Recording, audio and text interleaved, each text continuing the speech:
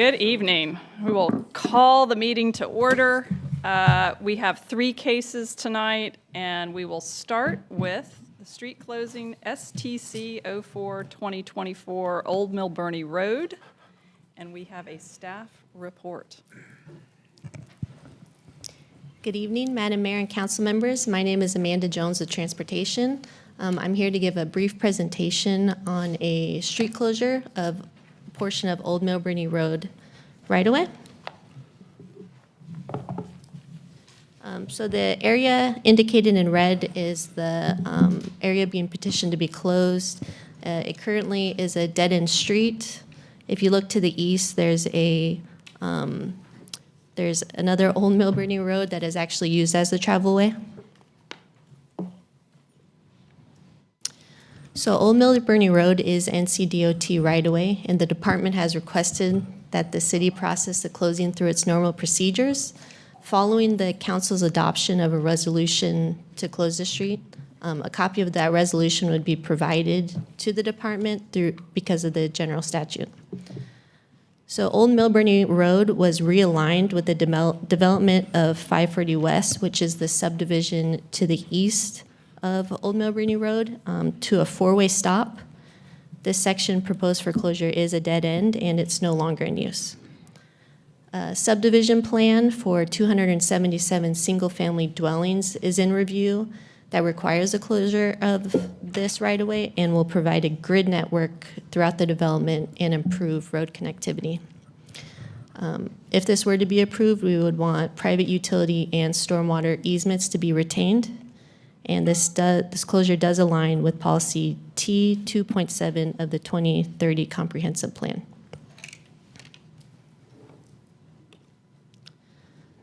Okay, and lastly, I just showed you an aerial view of what it looks like today. The closure area, which I'm pointing out in red, again, is a dead end. It is no longer being utilized. It once provided access to residents, but it is, because of that subdivision, that will now be part of the development, so it's no longer being used.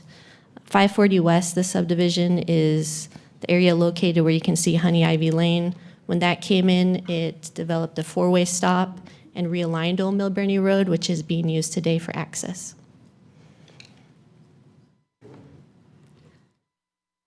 And that is my presentation. Great, thank you, Ms. Jones. Questions?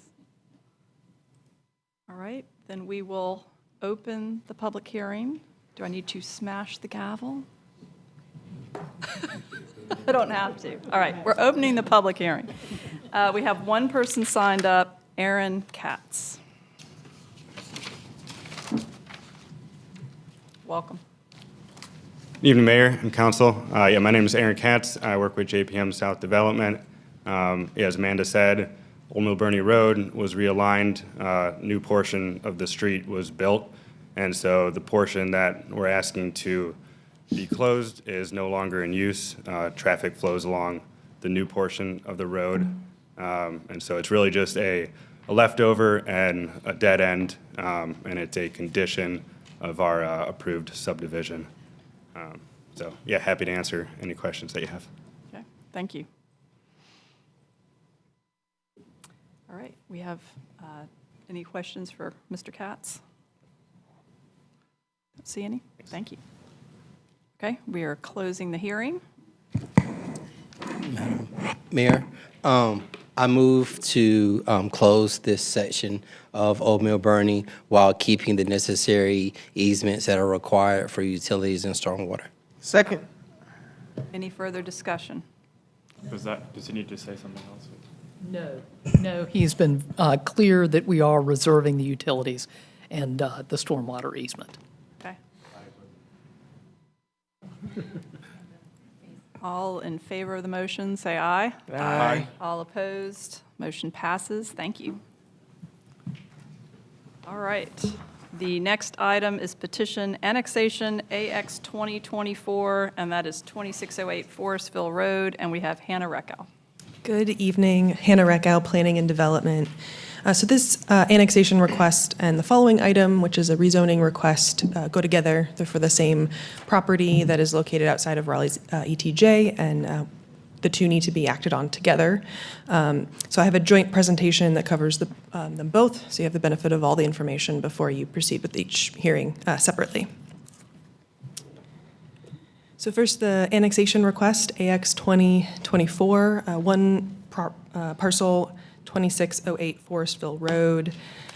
This is contiguous with city limits on actually 3 of 4 sides, but outside of Raleigh's ETJ. It is currently in unincorporated Wake County, has Wake County zoning, R30, and as I mentioned, there's an associated rezoning request to give it Raleigh zoning. The property is owned by Habitat for Humanity, and the proposed development is a townhome development. There is access to water and sewer in the adjacent rights of way, and the parcel is also located in an area with a known service consideration, being outside of the NFPA standard response times, and there's some additional information about that in the agenda packet. So again, just a visual about utility location in the surrounding area, primarily to the south. I mentioned the zoning. You can see it's part of Wake County, an area of residential zoning, right next to Raleigh residential zoning. No floodplain on the site. You can see the topography roughly here. And then an aerial. The site is mostly undeveloped, and there is a detached house on the western portion of the site. Some views from the adjacent rights of way. This is Forestville Road and the stub street to the south of the site. So that's sort of the overview of annexation request. The rezoning request associated with this site is Z2824, same single parcel, about 4.5 acres in size. Currently has Wake County R30 zoning. They're requesting residential 10 conditional use. The Planning Commission recommended approval 7-1. So not to hit this point too many times, but a lot of residential zoning in this area, and that includes the Wake County zoning and the Wake Forest zoning to the north. And that bears out in how the area has developed. A lot of residential, and you can see the relative location of this site to Lewisburg Road, US 401 to the south. Zooming in, I want to point out the parcel, sort of thin parcel surrounding the subject site. That is a HOA managed property associated with the residential development to the south. And again, those views of the site from the street. I want to also provide some additional information about traffic improvements in the area.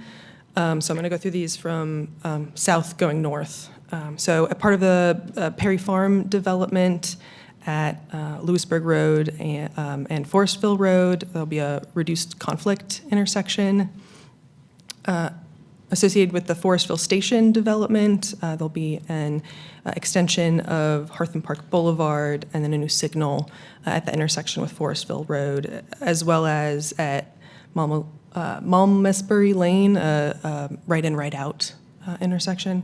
And then finally at Forestville Road and Longleaf Estates Drive, which is just south of the rezoning site, transportation staff have begun a signal warrant analysis for that intersection. The initial results point to it not meeting volume or safety warrants, but it's worth noting that the new signal at Hartham Park Avenue and then another anticipated new signal north of this map view at Coach Lantern would provide some gaps for safe ingress and egress and traffic. And transportation staff are here if you have questions later on about this context. So their requested district is a conditional use district. There are 7 proposed conditions. The first would commit at least 50% of the units on the site to be made affordable, and that's specifically to households earning no more than 80% of area median income for at least 15 years. The conditions also cap the total number of units to no more than 30 units on the site. They would require a landscaped buffer along the Forestville Road frontage, and that all the common and private landscaping areas be maintained by an HOA. The conditions would also cap the building height to no more than 2 stories. They prohibit a building type that is normally permitted in R10, the apartment building type. And there is a condition regulating front facade building materials as well. So the overall picture here, from one residential district to another, the smaller permitted lot sizes and smaller permitted setbacks allow more units to be located on the site. The request is consistent with the comprehensive plan that includes the future land use map designation of low-scale residential. Here are some of the consistent policies.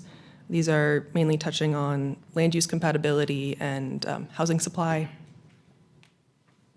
And then some inconsistent policies noted too. The first 2 are with regards to the noted fire service considerations I mentioned, and then the last policy is one that wants to see growth first within the city's corporate limits and then within the ETJ. Sort of a unique site that it's surrounded by corporate limits, but not in our ETJ, so it's not consistent, strictly speaking, with that policy. And the Planning Commission voted 7-1 to recommend approval. Their finding points towards the dedication of affordable units on the site. And the one opposed vote stemmed from a discussion of site access, whether or not there would be another driveway access along Forestville Road with one so close to the south, and just a desire to have more information about that from NCDOT. So with that, happy to answer any questions you have. Okay, questions for Ms. Rakow? Yep. To this point of access in NCDOT, since they've had the hearing up until now, is there an update or any information related to this? Turn to my transportation.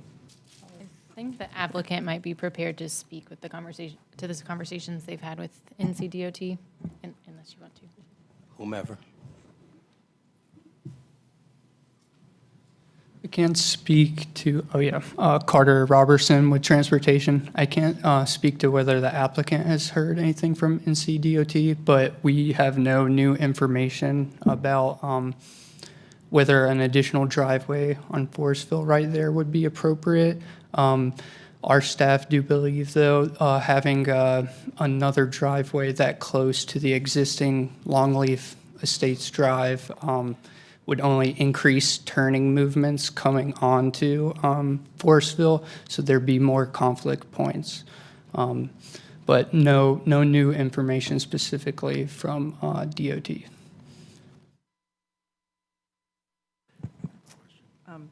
Councilor Patton have a question? I can go.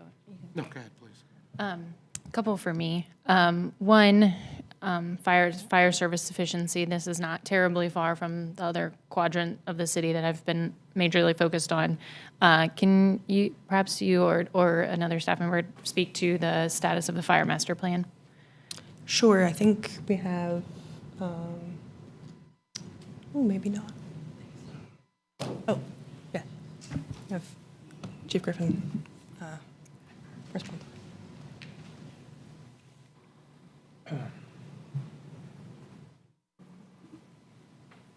Good evening, Council, Mayor Cowell, Ms. City Manager.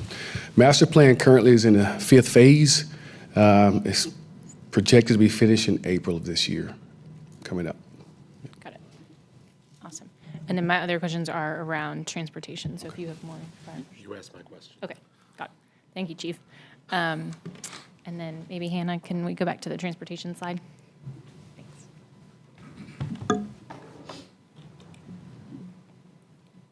Oops. Yeah, I appreciate you putting this in. The most of the resident feedback that I've gotten has been surrounding just increased traffic congestion here, and I believe the applicant will speak to this, but I believe they've contacted NCDOT and were told that another driveway access will not be permissible, but there are, I just want to, for any residents watching at home or in the audience, want to highlight that there is a lot of infrastructure improvement happening here. There is some connectivity being created, but understandably so, residents are concerned about this large development that's actually in Rollsville. This is like a weird nexus of 3 municipalities in one slide. But that Forestville station to the right of this slide is in Rollsville, and understandably, the residents are concerned about, traffic impacts, but you mentioned that that'll be a right in, right out, so that should reduce some of the conflict created. So for any residents watching at home, I hope that provides some comfort. Less of a question, more of a comment. Anyway, all done for me. Okay, any further questions? All right, so we can close. So you want to open the hearing for the annexation? Yeah, However, no one yep. has signed up to Yes. speak. Open the hearing. No one's here. Close the hearing. And any discussion on the part of council, or do you want to move on to the next staff presentation? Yeah. What's that?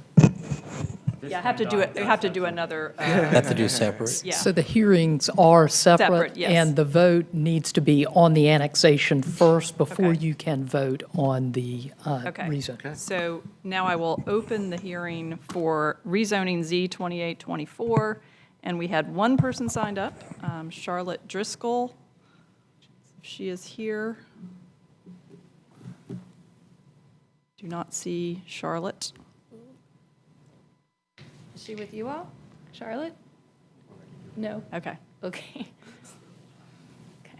You need a chance to show us your signs. I know. Wave them. Okay. So we will close that hearing. And now we can come back to council table and see if there's further discussion or motions, and we need to make 2 separate motions, correct? On the That's annexation correct. first. And in that order. Yeah. Madam Annexation Mayor, rates. if I may, if the applicant's here, there was a question I asked about if they had heard from NCDOT. Now, I understand staff's point, and I agree with staff's point, but I just wanted to give the applicant an opportunity to address my question, if there was someone here that could speak to it.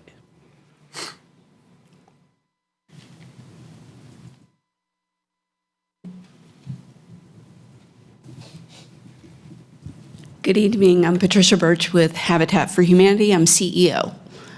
I'm here to answer any questions you have. Well, there was a question during the public hearing, during planning, about access on Forestville, if NCDOT was going to allow it. I just wanted to know, since the time you had the hearing to now, was there any more information that was provided or that you all received? We have not received any information from NCDOT. Okay. Yep. Thank you. Sorry. Yeah. No problem. Good to see you. Yeah, you too. Wait, Patricia, stay there. Patricia. More questions for you. I'm here. Yeah. So I think for folks watching at home, they couldn't see your sign. So you are with Habitat for Humanity. This is a Habitat for Humanity project. I know it's not for you to forecast exactly how much these homes will go, but if you had a loose estimate, how much will these homes sell for? We are estimating they'll sell for, the appraisal price will be around $350,000, $375,000. And then we make them affordable through financing.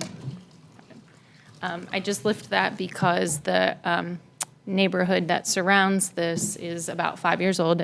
Most of those homes sold in about 2019, and for a similar price. If you click through the Register of Deeds on all these homes, they sold for a similar price, and they're much larger homes than the ones that Yeah. y'all will be providing. And I just think that really speaks to the upward pressure on the whole housing market and this area in particular, that like in the span of 5 years, money's going a lot less far. So I think it just speaks to the incredible need in our community. So thank you for allowing me to illustrate that point. I'm not leaving this time. Yeah, I so- know. Does anybody else have questions? All right, thank you. Thank you.